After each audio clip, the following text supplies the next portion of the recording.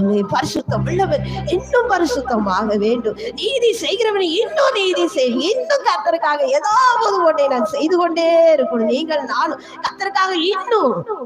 ஆமே. கடந்து போன நேரம் வருமா? வரவே வராது. 10 மணி கடந்து போயிருச்சு. வருமா? இனிமே கேட்டாலும் கிடைக்காது. வரப்போகுது. இதே போல கடந்து போனது கடந்து போனதா. இருக்கப்பட்ட நாள்ல நீங்கள் நானும் துரிதமாக தெய்வத்துக்கு பயந்து வாழணும். ஆத்மாவுல தாகம் இருக்கு, நிறைய தாகம் இருக்கு, கலக்கம் இருக்கு. யாருக்கும் தெரியாது. உங்க ஆத்மாவுல தாகம் இருக்கு, கலக்கம் இருக்கு.